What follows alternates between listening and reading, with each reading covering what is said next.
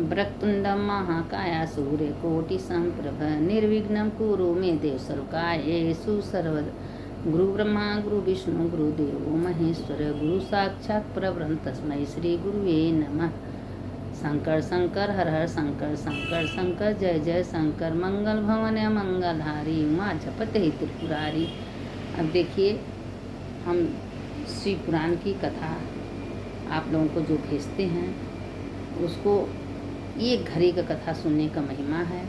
आप लोग उसको सुनिए और हो सके तो जितना हो सके दूसरे को भेजिए, दूसरों को शेयर करिए, पुण्य की भागी बनिए, क्योंकि कथा कहना सुनना सुनाने का बहुत महिमा है। अगर आपके पास जानकारी है तो दूसरों को बताइए। यह नहीं है कि अपने पास सीमित मत रख लीजिए। और कथा का तो सभी सारे दुनिया जानते हैं कि कितना महिमा है। अब देखिए शंकर शिव जी माता पार्वती जी से कथा सुना रहे हैं कि हे पार्वती तुम शिव पुराण की कथा सुनो, क्योंकि पार्वती कथा सुनने में बहुत मतलब उनका मन लगता था। तो उसी समय सारे देवी देवता आ गए थे। एक दिन कथा में नारद जी सुने कि जो शिव के छत्र छाया में रहता है उसका कभी कोई अनिष्ट नहीं कर सकता, उसका हमेशा शिव जी रक्षा करते हैं। एक दिन क्या हुआ कि नारद जी कथा सुने थे और चले गए जंगल में गुफा में, और वो गुफा में गए जहाँ कामदेव को महादेव ने भस्म कर दिया था। तो वो है बहुत काफ़ी जगह। तो वहाँ महादेव बोले थे कि 4 कोस दूरी में अगर जो भी यहाँ कुछ उपद्रव करेगा या किसी का पूजा तप भंग करेगा या कामदेव अपना तीर चलाएंगे उसको कभी असर नहीं होगा। और नारद जी गुफा के अंदर चल गए। अब ब्रह्मा जी से आशीर्वाद लिए, ब्रह्मा जी के तो पुत्र है ही हैं। अब ब्रह्मा जी से आशीर्वाद लेके नारद जी तप कर रहे थे। और तप करते करते करते सहस्त्रों साल बीत गया। अब इंद्र को खलबली मची। अब इंद्र को हुआ कि कहीं नारद ना तपस्या कर रहे हैं, कहीं ब्रह्मा से वरदान न मांग ले, कहीं मेरा सिंहासन न ले ले, मेरा राज न ले। क्योंकि कोई जब तपस्या करता है ना तो सबसे बड़ा चिंता इंद्र को होता है। और इंद्र सबसे ज़्यादा घबराए लगते हैं। जब ध्रुव ने तपस्या किया, प्रहलाद ने तपस्या किया, इंद्र को सबसे ज़्यादा टेंशन हो जाती है। कोई ऋषि साधु संत महात्मा जो अगर तपस्या करते हैं ना तो इंद्र को टेंशन हो जाती है। इंद्र कर तपस्या भंग करने के लिए जितना हो सकता है करते हैं उपाय। और जो कि कितना बार इंद्र का पतन हुआ, लेकिन उनको समझ में कोई बात आती नहीं है। उनका अहंकार है अपने राज्य का, मैं का कि हम इंद्रदेव हैं। इसीलिए इंद्र का देखिए कि भले इसी तरह नवग्रह में पूजा होता है लेकिन इंद्र का कोई इसे पूजा नहीं करता है, क्योंकि महादेव खुद बोले हैं कि अहंकारी जिसको सत्या का लालच रहता है उसका पूजा निषेध है। देखिए ब्रह्मा का पूजा नहीं होता, खाली होता है तो मेन गणेश जी का, विष्णु भगवान का, शंकर जी का मेन ही लोगों का पूजा होता है। अब क्या हुआ कि हनुमान जी का देखिए निस्वार्थ राम जी का सेवा किए, उनका भी पूजा होता है। तो अब उसी पर लगे इंद्र अपना कामदेव को बुलाए, कहीं आज तक तुम हमारा बहुत साथ दिए हो और आज भी देखो इंद्र ने नारद जी ने तपस्या कर रहे हैं। ये देखिए हम अपने मन से नहीं बोल रहे हैं, शिव पुराण की कथा हम आप लोग को सुना रहे हैं। तो नारद जी तपस्या कर रहे हैं, हो सकता है कि मेरा इंद्रासन चला जाए। तो कहें क्या हमको करना है, कहें चाहो उनका तपस्या भंग करो। कामदेव गए, बाढ़ पर बाढ़ तीर पर तीर मारने लगे, कोई असर है नहीं।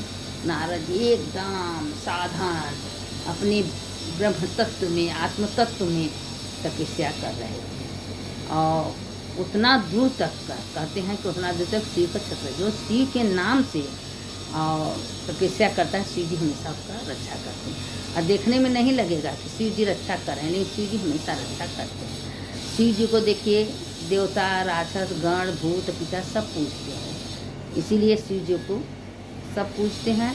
और शिव जी देवों के देव महादेव हैं, इसीलिए शिव जी को ऋषि संत साधु महात्मा जितना है सब पूजते हैं। तो शिव जी कहें कि ठीक है, नारद जी पूजा कर तपस्या कर रहे हैं, बहुत कोशिश किए इंद्र, बहुत कोशिश किए, लेकिन कुछ उनका बिगाड़ नहीं सके। अब इंद्र को हो गया टेंशन कि अब क्या होगा, कहीं नारद जी तपस्या में मांग न लें मेरा राज्य, लेकिन तो तपस्या कर रहे हैं दूसरे कारण से। उनके राज्य के लिए थोड़ी न कर रहे हैं।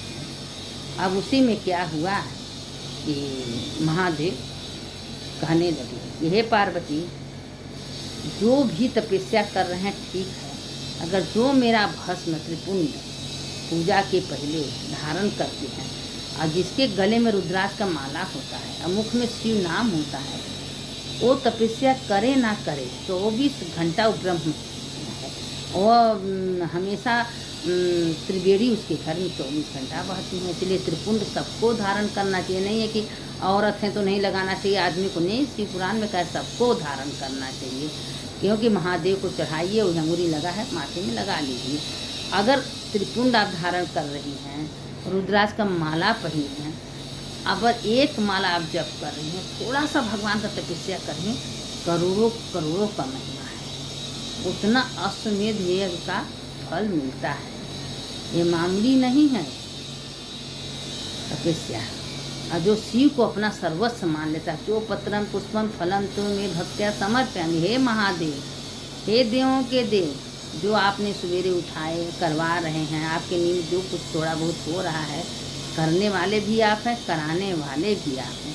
हमारे पास कोई सामर्थ्य नहीं, कोई शक्ति नहीं है। सही बात है, अगर शिव निकल जाए तो क्या ये शरीर चलेगा? नहीं न चलेगा। ये शरीर कुछ कर पाएगा? नहीं कर पाएगा। इसीलिए हम आप लोगों से बार बार चेतावनी देते हैं कि बस शिव को बैठा लीजिए। हे महादेव, करने वाले आप हो, कराने वाले आप हो। अब वही पर महादेव वृत्तांत बता रहे हैं कि रुद्राक्ष कैसे प्रकट हुई। हम आप लोग से पहले बता दिए थे कि भगवान के आंसू से रुद्राक्ष की कितनी महिमा। रुद्राक्ष के पेड़ के दर्शन करने का महिमा बहुत है। और रुद्राक्ष 1 से लेके 14 मुखी तक रुद्राक्ष है, सबका मंत्र है। पहले मुखी का ओम नमः 1 मुखी रुद्राक्ष अगर किसी को मिल जाए तो साक्षात शिव ही है। उसके गले में अगर 1 मुखी रुद्राक्ष अगर उसका दर्शन करिए, समझो शिव का आप दर्शन कर रही हैं। शिव उसके कंठ में विराजमान है। 1 मुखी का बहुत महिमा है। सब मुखी का तो मिल जाता है जल्दी, 1 मुखी का पेवर शुद्ध रुद्राक्ष नहीं मिलता है। इसीलिए अगर 1 मुखी का मिल जाए तो अगर धारण आप की हैं या पूजा कर रही हैं, समझ शिव।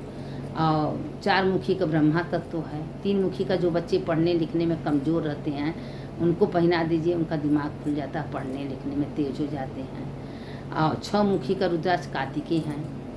कार्तिकेय के 6 मुख था तो 6 मुख का रुद्राक्ष कार्तिकेय। 7 मुखी का है, अगर आपको धन का अभाव है, पैसे की अभाव, 7 मुखी रुद्राक्ष पहन लीजिए, लक्ष्मी माता घींची घींची आपके पास आ जाएंगे। 8 मुखी 8 देव हैं, 9 मुखी 9 रूप हैं माता दुर्गा। 10 मुखी 10 अवतार हैं। 11 मुखी एकादश हैं। 12 मुखी 12 अवतार हैं। तो इसी तरह 12 ज्योतिर्लिंग के 12 अवतार का मुख है। तो ये सब शास्त्र में लिखा है कि 1 मुखी का से 15 तक 14 तक का मुखी का रुद्राक्ष का क्या महत्व है। और रुद्राक्ष धारण करने के पहले उसका मंत्र है, मंत्र बोल के तो रुद्राक्ष धारण करना चाहिए। यह मंत्र आपको कहाँ मिलेगा? शिव पुराण में लिखा है। अगर रुद्राक्ष आप धारण कर रही हैं तो हाथे में ले लीजिए, 1 बार 2 बार मंत्र बोल लीजिए और भगवान से प्रार्थना करिए, हे भगवान, हे शिव, हम आपको अपने गले में धारण किए हैं। ये जीवन का भार हम आपको दे रहे हैं। जिस रूप में जैसे आप इसको संभालिए। मेरे पास न कोई शक्ति है, न मेरे पास कोई औकात है। ये कभी भूल के नहीं कहना चाहिए कि हमने किया, हमने इतना कमाया, हमने मकान बनवाया। हमने कुछ किया ही नहीं। आपने जो कर्मानुसार कर्म किए हैं, अच्छे कर्म, उसके अनुसार भगवान आपको रहने का जगह, खाने का, पीने का सब व्यवस्था दिए हैं। जाके देखिए रास्ते में इतने धूप में सड़क पर जो बैठी हैं वो तो भी औरतें हैं। आत्मा तो हम ही लोग जैसा है कि नहीं है? जरा विचार करिए, जरा सोचिए कि आप कौन जन्म में पुण्य की हैं, कितना तपस्या की हैं कि आपने भगवान ने रहने का जगह दिए हैं, पलंग बिस्तरा दिए हैं, एसी दिए हैं, पंखा दिए हैं। और जिसको कुछ नहीं दिए हैं, सड़क पर पड़े हैं, घाम लग रहा है, तपस्या कर रहे हैं मड़ई की झोपड़ी में, न खाने का, न पहनने का, न रहने का। वो तो इंसान है ना, उनके कर्मानुसार भगवान उनको दिए हैं। क्या भगवान उनको नहीं दे सकते? भगवान भोलेनाथ शिव खुद कहे हैं शिव पुराण में कि हम किसी को अपने पास से कुछ नहीं देते। आप अपना भाग्य स्वयं बना सकते हैं, अपना भाग्य मिटा सकते हैं। अगर आप अच्छे कर्म कर रहे हैं, सवेरे उठ रहे हैं। अब देखिए बैसाख महीना चल रहा है, बैसाख महीना का आज नवमी है। आज नवमी माता सीता का दिन है, नवमी सीता जी का दिन है। तो आप नवमी की तिथि है और अष्टमी देखिए कल था, सप्तमी गंगा जी का प्रकट। तो एक एक तिथि का महत्व है। तो आप अगर सवेरे उठ रही हैं, नहा रही हैं, धो रही हैं, भजन कीर्तन कर रही हैं, मंदिर जा रही हैं, बेल वृक्ष का दर्शन कर रही हैं, परिक्रमा कर रही हैं, एक शिवलिंग का पार्थिव पूजा कर रही हैं और भगवान को धन्यवाद दीजिए कि हे भगवान, हे विश्वनाथ, आपका करोड़ों करोड़ों बार धन्यवाद, आपने हमसे करवाया, हमको चुना। तो क्या भगवान उसका फल आपको मिलेगा? आज नहीं मिलेगा, कल मिलेगा, मिलेगा। अब आप 12 बजे सो के उठिए, 10 बजे सो के उठिए, कोई भजन कीर्तन जब कुछ नहीं करिए तो उसका भी फल आपको मिलेगा, क्योंकि जैसा करनी वैसा भरनी, अपने कर्मानुसार सब कुछ मिलता है। अब कोई है, भगवान इतना सुंदर इंसान को बना के भेजते हैं। अब देखिए लोग शराब पी के, हीरोइन पी के, सिगरेट पी के अपने जीवन को नरक से, अरे इतना अमूल्य शरीर भगवान आत्मा विराजमान, क्यों शरीर को बर्बाद करना भाई? अरे भगवान के भजन में जीवन लगाओ ने, एक दिन सबको जाना है, आज न तो कल सबको जाना है। कोई अजर अमर होके नहीं आया है, तो भगवान के पास क्या जवाब देंगे?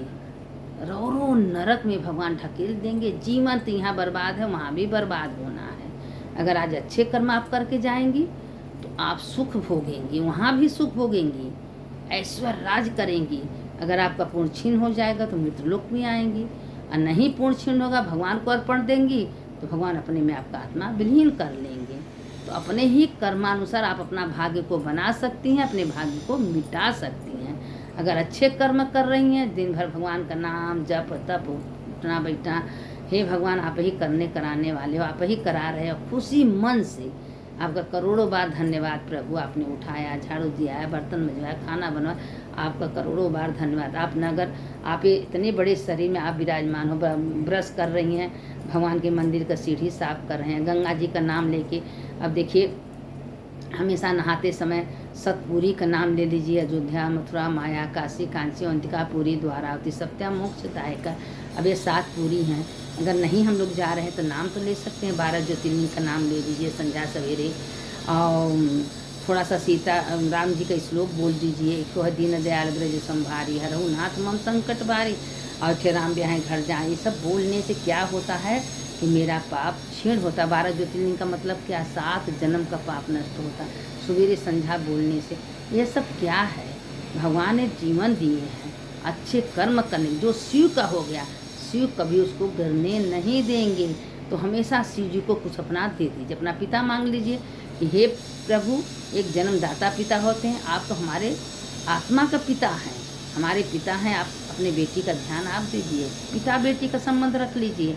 और देखिए कोई बाप अपने बेटी को गिरने नहीं देता है। आपका जब भी मन गिरेगा भगवान भोलेनाथ आके आपको संभाल लेंगे।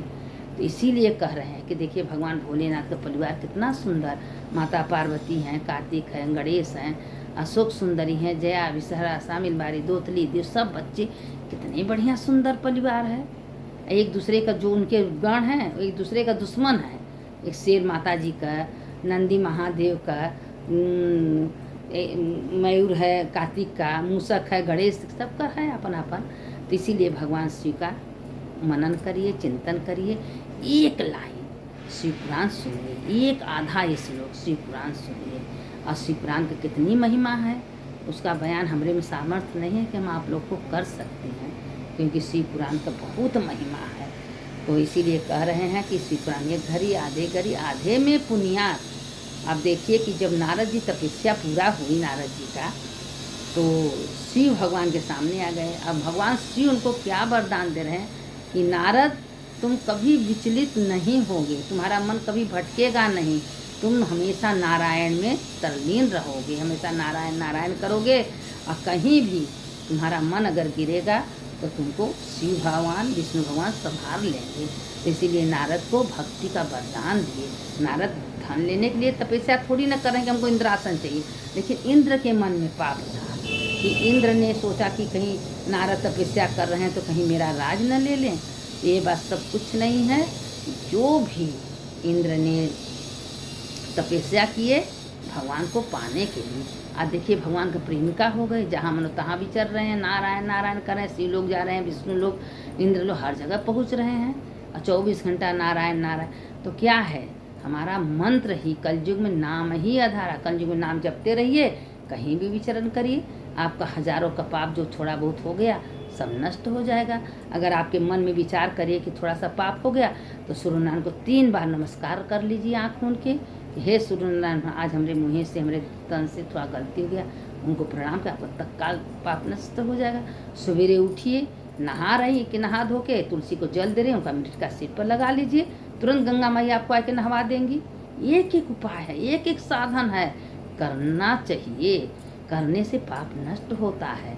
तो हम लोग को 4 दिन का जीवन है, तो जीवन अच्छे कर्म करना चाहिए। सत्संग है, पूजा है, पाठ है, जो भगवान ने करा दे, भगवान करा दे ठीक है, नहीं करा वो भी ठीक है, हम सब भगवान को अर्पण कर दीजिए। देखिए आपका जीवन खुशहाल हो जाएगा। और जितना हम भेजते हैं उतना हम, आप सुनिए, और जब पढ़ते हैं तो भेजते हैं, नहीं पढ़ते हैं नहीं भेजते हैं। अब जब समय मिलेगा तो किताब लेके जब पढ़ेंगे, उसका मनन चिंतन करते हैं, तब हम आप लोग को भेजते हैं। ऐसे थोड़ी ना भेज देते हैं। तो हम मेहनत आप लोग के लिए कर रहे हैं ना, कि आप लोग के काने में जाए, आप लोग सुनिए। तो आप लोग इतना नहीं कर सकते, उसको लाइक करिए, सब्सक्राइब, दूसरों को भेजिए, दूसरों को सुनाइए। एक बार समझ में नहीं आ रहा, दूसरी बार सुनिए, तीसरी बार सुनिए और दूसरों को भेजिए। अब इसके आगे की कथा हम आप लोग को कल पढ़ेंगे तो डालेंगे। शंकर शंकर हर हर शंकर, शंकर शंकर जय जय शंकर, मंगल भवन या मंगलहारी, उमा जपत यही त्रिपुरारी। सुनने वाले की जय हो, सुनाने वाले की जय हो, दोनों को जय होता है।